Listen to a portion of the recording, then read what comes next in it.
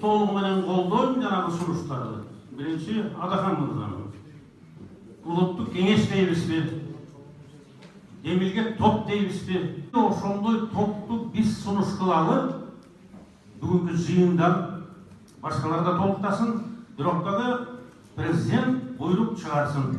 Мен оюмча жанагы митинг дегендерди мен абдан сүйүнүп кеттим. Митинг дегенди жаңағы эле жогорку соттун алдында эмес, бир эле жогорку сот эмес да, жогорку кеңештин алдында өткөрүш керек, өкмөттүн алдындагы эски аянттарды өткөрүш керек. Мен баягы эч нерсеге тандалган жок. Сооронбай Жээнбеков чоң жыйын өткөрүп атат. Ошол жердеги отургандардын абсолюттук көпчүлүгү бүт коррупционерлер отурат.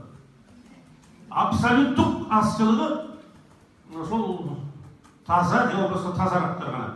Ошондуктан бүгүнкү жанагы демиңер сунуштарыңар ушунчалык аз. Жээнбеков аз гана адамдары менен, мамлекет таза адамдары менен коррупцияны толугу менен жеңе албайт.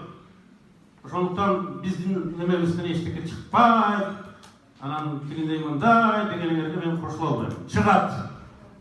Эгерде сиз менен биз коррупция менен күрөшүүнү жалпы улуттук кыймылга айлантыра алсак.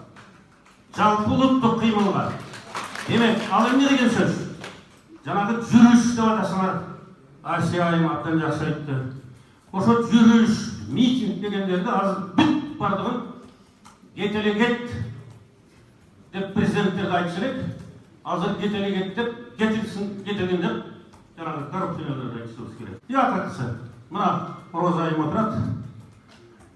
Мен апрелдеги революциядан кийин 3-4 ай отуруп, дүйнөлүк тажрыйбаны эске алып, бийликти тазалоо, иллюстрация деген мыйзам долбоорун сунуш кылдым эле. Тилекке каршы Роза айым баш болгон убактылуу өкмөт дагы жакшы бадалаган. Мен муну себебин кийин түшүндүм.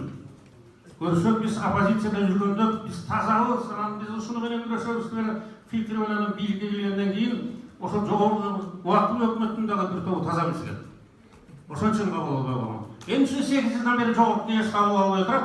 Себеби жогорку кеңештин мен баягы 80-90% бүтүндөй коррупционерлер десем, менин бир жолдошум айтты, сен чал айтып койдуң. Эмне сен чал айттың десем, 98%.